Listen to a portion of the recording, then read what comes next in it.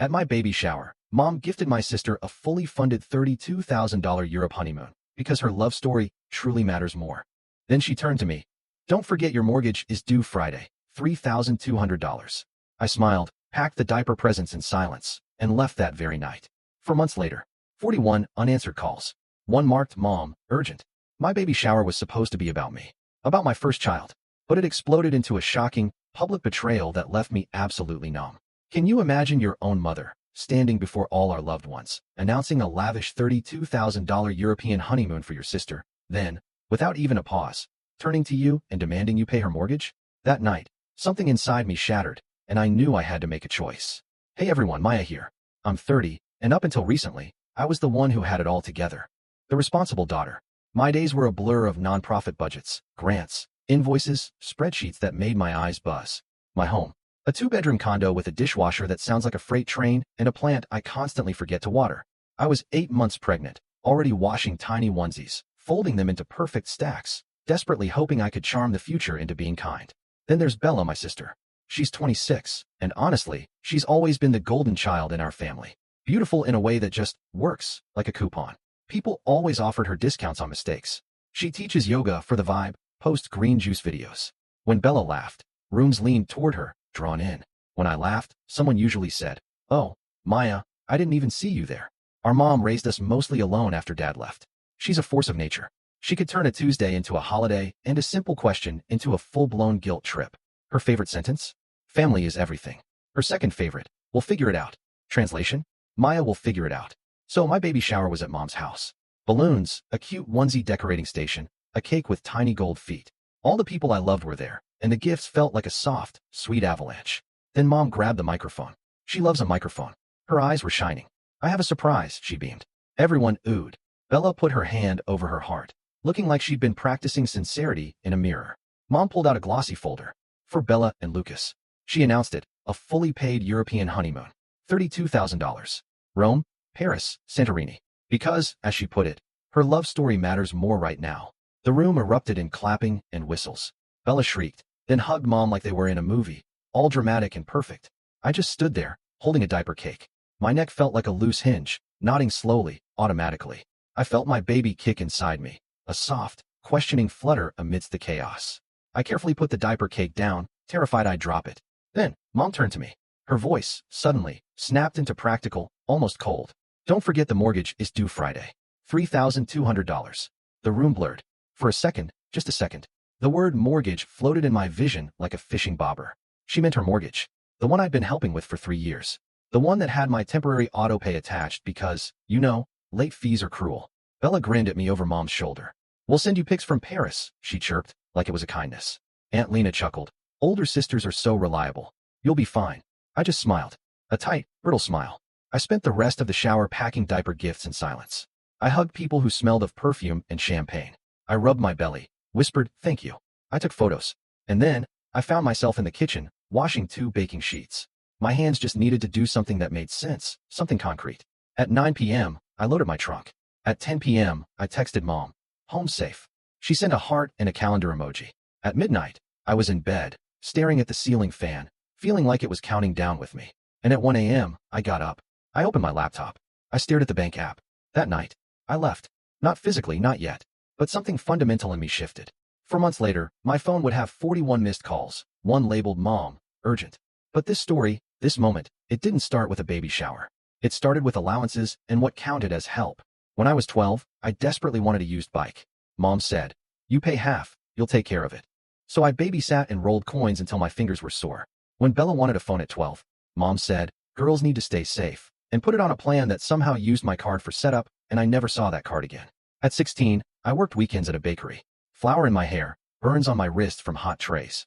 Bella worked a month at the mall and quit because standing is trauma for arches. When I brought home an A, Mom said, "Of course." When Bella brought home a C in a subject with glitter, Mom said, "School doesn't measure your shine." Money, in our house, was a story.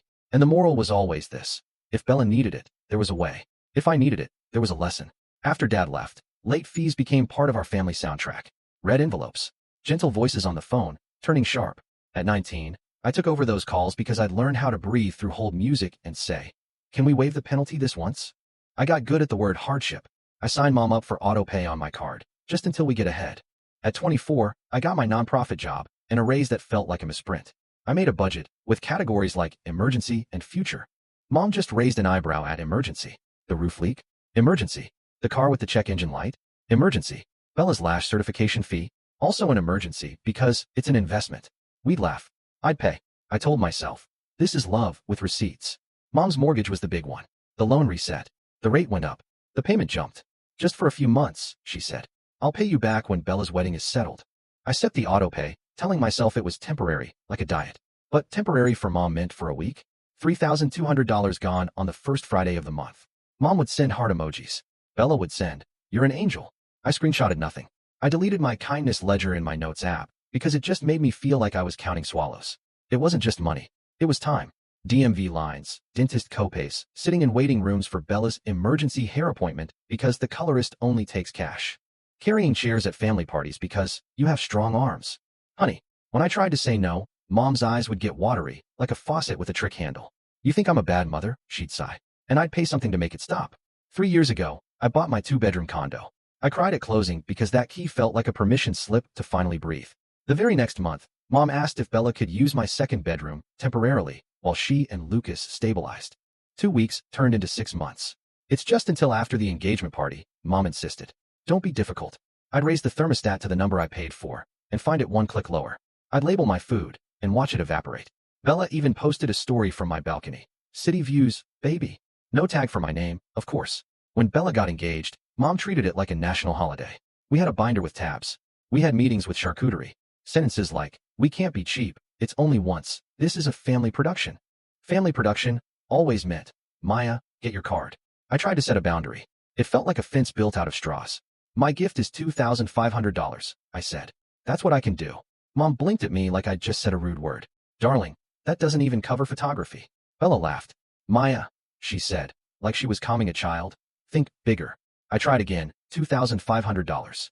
I said it slow, as if speed had ever been the problem. Mom pressed her hand to her chest. "You know, our house payment is brutal this year," she said, her voice dropping. "Be a team player." She meant, keep the auto pay. "Why am I paying your mortgage?" I asked, trying to stay polite. Mom's face turned into that face. "Because I raised you," she said. "Because family is everything. Because your sister needs a start. My baby needs a start." I countered, touching my belly. Bella rolled her eyes. "Don't make this about you," she said, flipping her hair into a position that looked expensive. I had 1,000 tiny pictures like that in my head. Christmas last year, when I gave Mom a winter coat, and she said, "Can you return it for cash?" Because Bella needed a deposit for her honeymoon someday. The time Mom gave Bella my vacuum, because you work too much to vacuum. The day Mom told me to smile more so I wouldn't scare luck away. Still, I kept paying. Not because I'm a saint, God knows, but because stopping felt like pushing a swing and letting go while the kid was still in the air. I made lists for baby things, crossing items off with satisfaction that felt like crumbs. I folded the stroller into my trunk 3 times, just to prove I could. I looked at my savings and pretended it was enough. The baby shower. It was supposed to be a circle of love, with cake. It became a math problem with balloons. Mom's announcement about the $32,000 honeymoon was presented as romance, but it was just logistics. It was proof that money is a river that flows toward the brightest, loudest light. And then she turned to me. "Don't forget mortgage is due Friday, $3,200. Like I was just a line item on the program. I could have made a speech. I didn't. I smiled. I packed diapers into my trunk. I hugged. I left. It's funny what you can do when no one is really looking at you. That night, I didn't sleep. I lay in the dark and listened to the dishwasher knock like a persistent visitor. My baby rolled once inside me, a gentle movement, almost like he was checking the locks from the inside. At 1 a.m., I got up. I opened my laptop.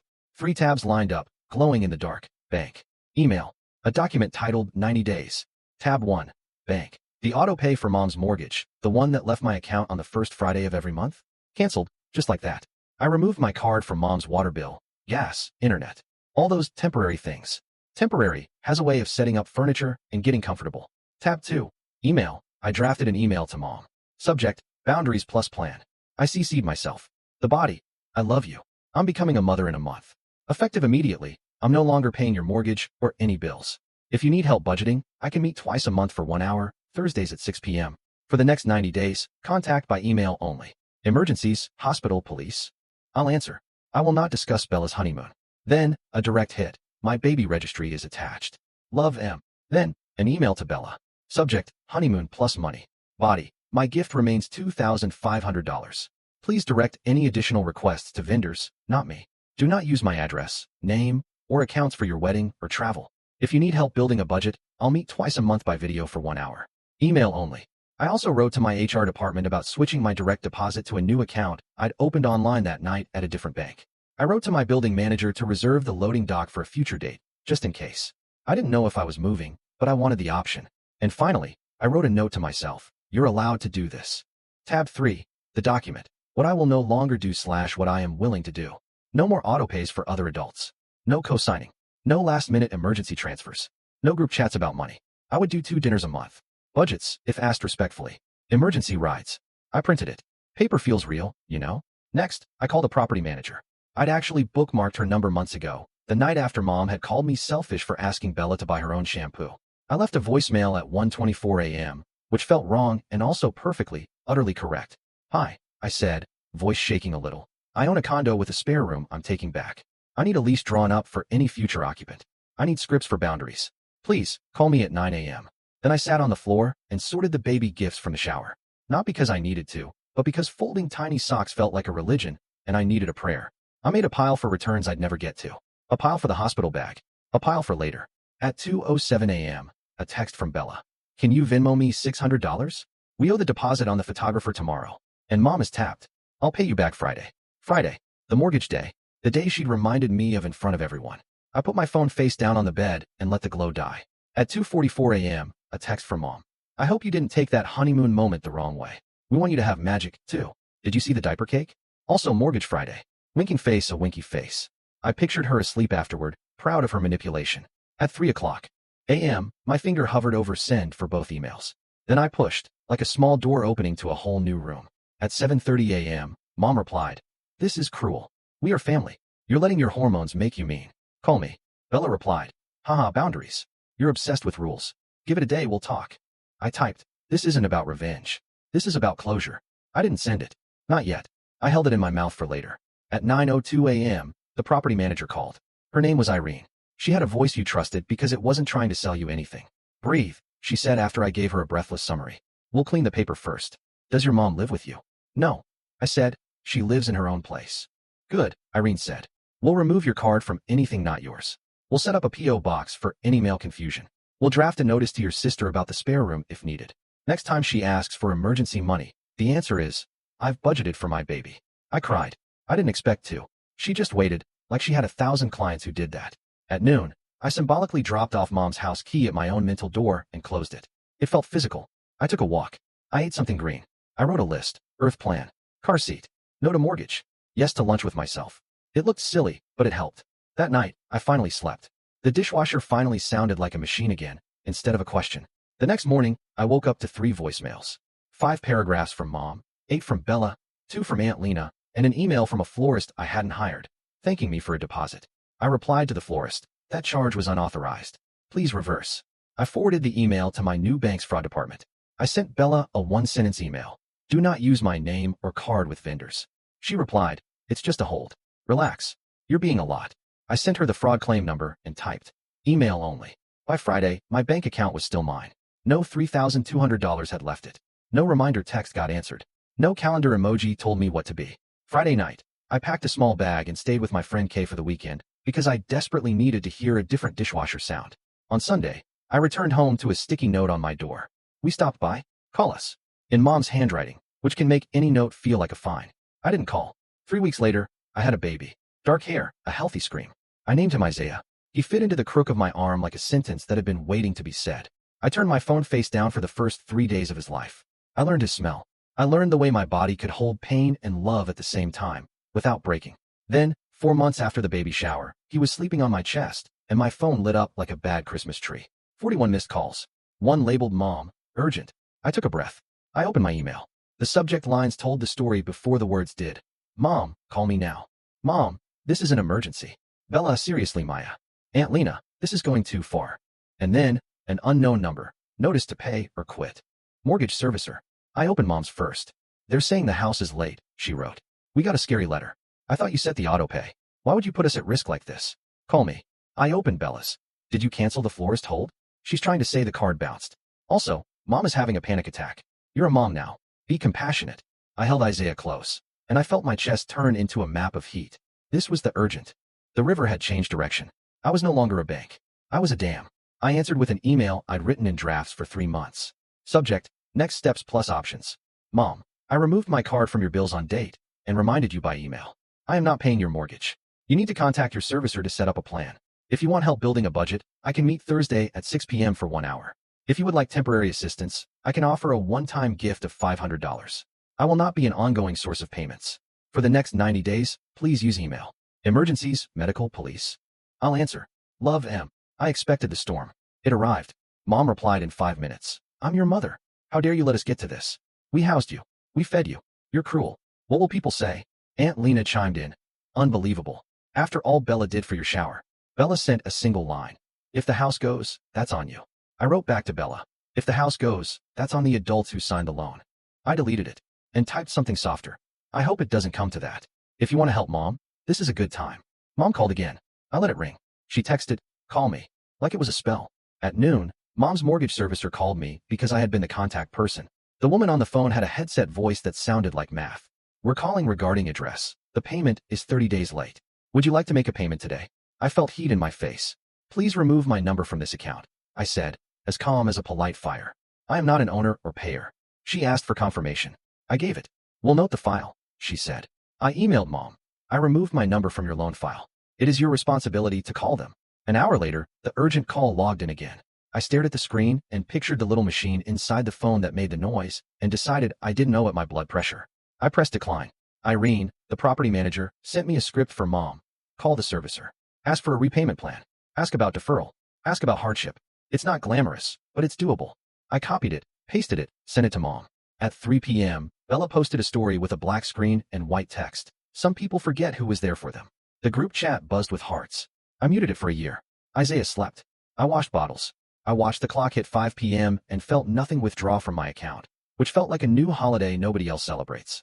2 days later, Mom wrote. They said we can do a plan if we pay $1,600 by Friday. Can you cover that, and I'll pay you back? That sentence, I'll pay you back, needs a museum of all the times it lived and died. I wrote, I can gift $500. That's my offer. I pressed send before I could write a paragraph about the years I'd kept her house from becoming a letter in a window. She wrote back, fine, it's something. You could do more.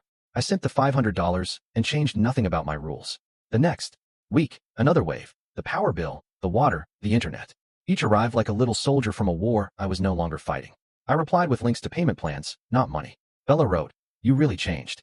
I wrote, yes. And then came the part one didn't expect. Quiet. After a month of drama that tasted like old pennies, there was nothing. Mom stopped writing paragraphs. Bella stopped posting black screens. I went to the park and counted ducks instead of debts. I did small things that felt like wealth. I bought brand name diapers without doing the math. I put $100 into a savings account labeled Isaiah's first summer. I slept when he slept. I ate on a plate. Then came the Real 41 missed calls day. Not because of foreclosure, not yet, but because reality finally arrived at Mom's house with a stamp on it. A 30-day letter from the servicer, pinned to the door like a bad invitation. Aunt Lena sent me a photo. Look what you did, she wrote. I stared at the photo, and I felt a feeling that wasn't shame and wasn't joy. It was relief. The ground wasn't a trampoline. It was a floor. I wrote to Mom. I'll meet you at the bank Thursday at 2 p.m. We'll ask for a plan. If they require a contribution, I can bring $200, but I will not be your autopay ever again. She wrote back, fine. We sat with a loan officer under a fluorescent light. Mom's voice was small, in a way I had never heard. We thought my daughter was paying, she said. The officer glanced at me. I didn't explain. I didn't apologize. I just asked for a hardship plan, and we got one. It wasn't magic. It was math. Mom signed the paper with a hand that trembled. She didn't look at me when she left. And that was okay. Bella sent a single text that night. You could have done this sooner instead of being dramatic. I typed 8 replies, deleted them, and sent 1 sentence. I stopped being your plan. Small things changed. Mom got a cheaper phone plan. Bella got a second yoga class that actually paid. Aunt Lena stopped tagging me in memes about ungrateful children. When Mom asked me to pick up paper towels, I said, no, but I can send a link for delivery. When Bella asked for $400 just until Friday, I wrote, no. She replied, you're heartless. I wrote nothing.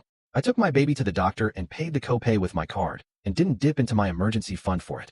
It felt like a new room in my house. We bought a rug for tummy time. We spilled on it. We lived.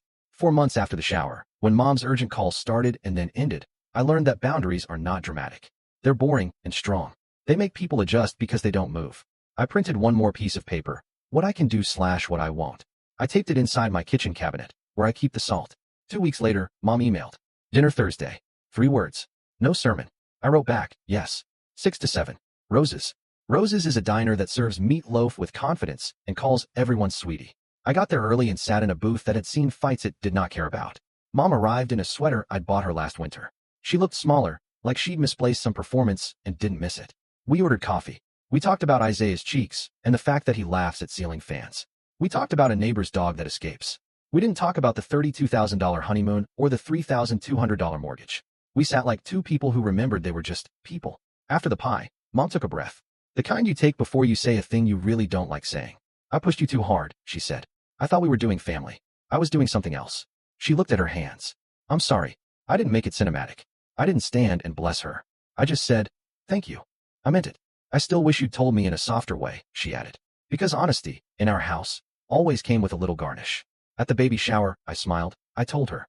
I packed gifts in silence. I left that night instead of making a scene. That was my soft way. She nodded. I see that now. We set new rules, using napkins as props. Email for money, I said. 2 dinners a month. No surprise visits. Emergencies are hospital or police. She repeated them back like a student who wanted an A. We paid the bill, split down the middle. She didn't try to slide it toward me. I noticed. I filed the noticing in a folder labeled Progress. Bella didn't come. She sent a text later. Whatever. I replied, I love you. I won't fund you. She sent a heart. Small, but it wasn't a grenade. Bella and Lucas did send a postcard from Paris. It said, wish you were here, which is a sentence that means different things depending on the day. I taped it to the fridge, below Isaiah's scribbles. He smiled at the Eiffel Tower because it looked like a ladder he could climb later. Mom sends me photos of her meals now. Beans and rice. And texts like, we're okay, which lands like a new word she's learning to like. Sometimes she asks for $20, and I say no, and she doesn't punish me or herself. Sometimes she asks for a ride to the doctor, and I say yes, and we listen to the radio and don't make everything a poem. Isaiah sleeps in his crib for 3 hours at a time. It feels like winning. The dishwasher sounds like a dishwasher. The plant is still alive. I put $50 a month into a savings account labeled Field Trips. I open it sometimes to look at the number and think, it's ours. I thought the unforgettable thing would be the day I turned off an autopay and watched the river find its real course. It wasn't. The unforgettable thing was smaller. A Thursday dinner with pie. A bill split evenly. A mother who said, I'm sorry. And a cabinet door, whispering back my own rules. So, I'm curious, what would you have done in my place? Have you ever had to draw a hard line with family? I really want to hear your stories in the comments below.